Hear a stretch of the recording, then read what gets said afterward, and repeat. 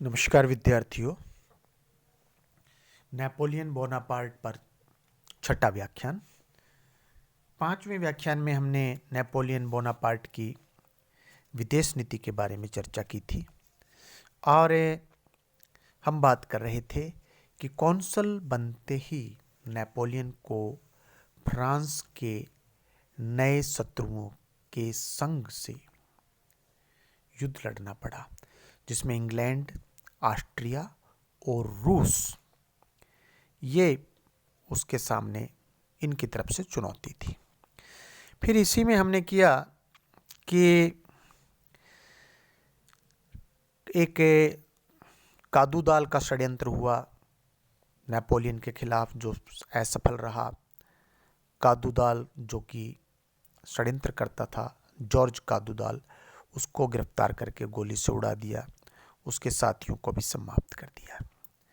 और इसके बाद फिर नेपोलियन ने व्यूह रचना रची और उसमें उसने सीनेट, ट्रिब्यूनेट पहले, फिर सीनेट और बाद में वहाँ की पब्लिक से वोटिंग करवाकर फ्रांस का वो सम्राट बन गया।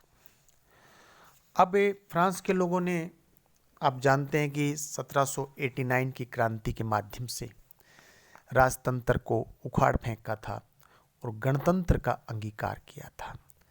लेकिन अब फिर से फ्रांस के लोगों ने राजतंत्र को स्वीकार किया है।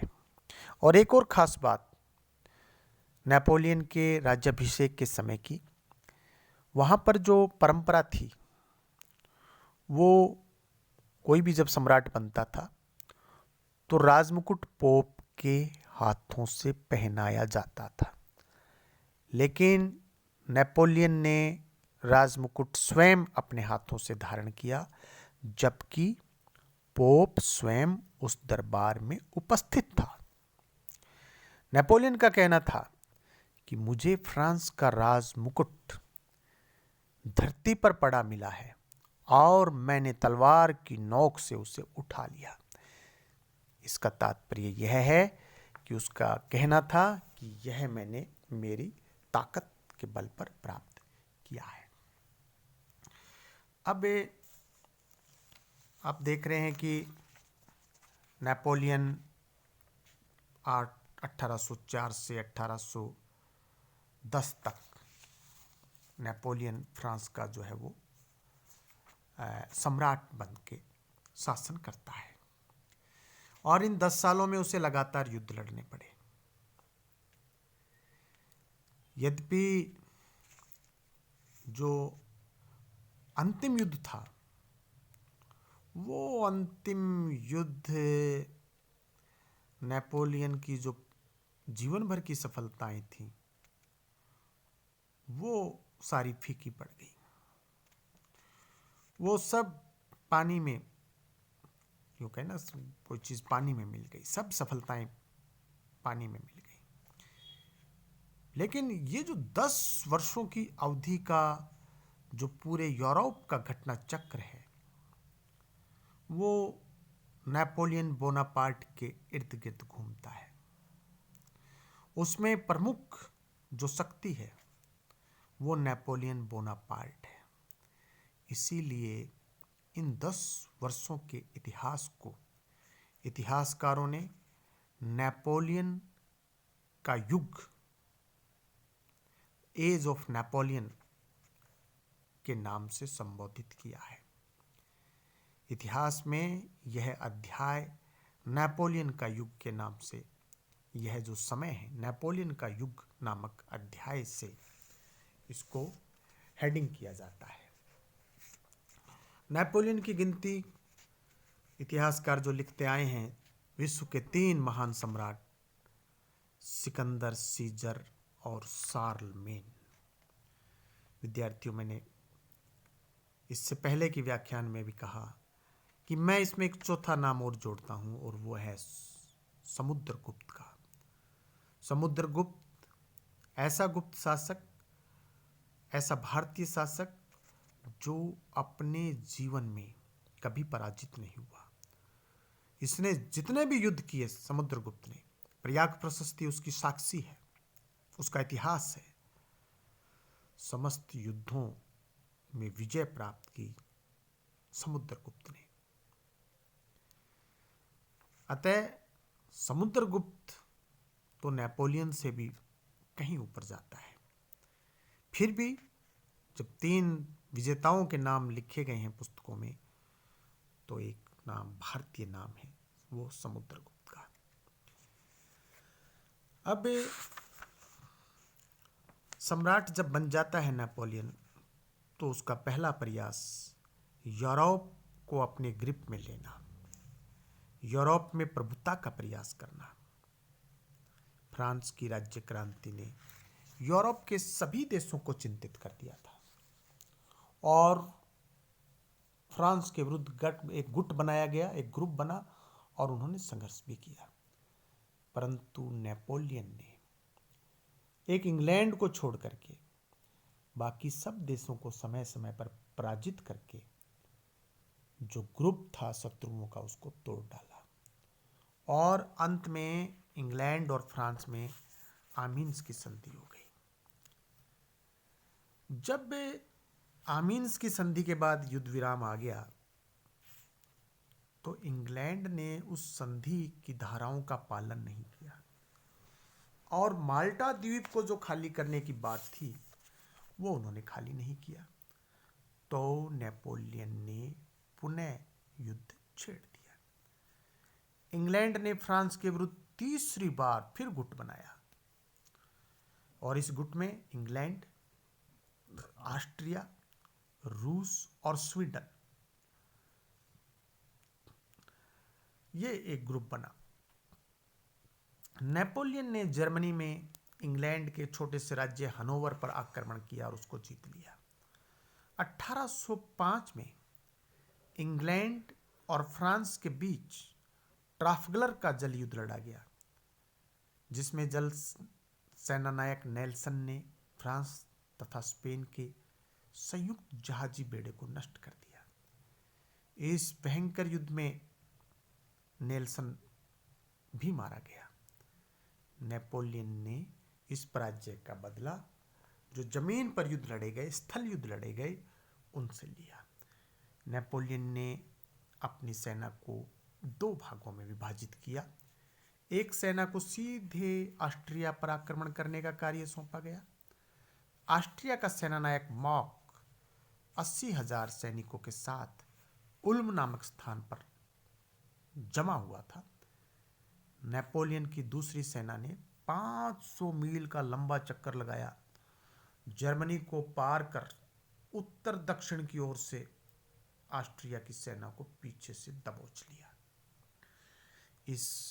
ये जो उल्म का ये युद्ध हुआ, कोई ज़्यादा इसमें खून खराबा नहीं हुआ। ऑस्ट्रिया के 60,000 सैनिक और 30 जनरल अरेस्ट कर लिए गए और 120 तोपों पर अधिकार कर लिया।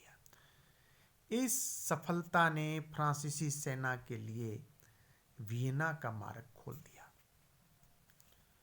और 3 सप्ताह के बाद नेपोलियन ने वियना में प्रवेश किया। ऑस्ट्रियन सम्राट पहले ही राजधानी छोड़कर के रूस के साथ संपर्क करने के लिए चला गया था। 2 दिसंबर 1805 को ऑस्ट्रलीज का युद्ध लड़ा गया, जिसमें नेपोलियन ने ऑस्ट्रिया और रूस की संयुक्त सेनाओं को पराजित किया और विवश होकर ऑस्ट्रिया को पुनः फ्रांस से प्रेसबुर्ग की संधि 26 दिसंबर 1805 को करनी पड़ी। इस संधि से ऑस्ट्रिया जो है उसका बहुत बड़ा एक अपमान हुआ। उसे फ्रांस को वेनेशिया और डल्मेशिया और बवेरिया को टायरोल और बैडेन को बर्टेमबर्ग के कुछ क्षेत्र सौंपने पड़े। यानी कि ऑस्ट्रिया को अपने कुछ क्षेत्र छोड़ने पड़े, कुछ फ्रांस को देने पड़े और कुछ फ्रांस के जो साथी थे जैसे बवेरिया, बैडेन, उनको देने पड़े। इस ऑस्ट्रेलिज का जो युद्ध था, इसके दूरगामी परिणाम निकले।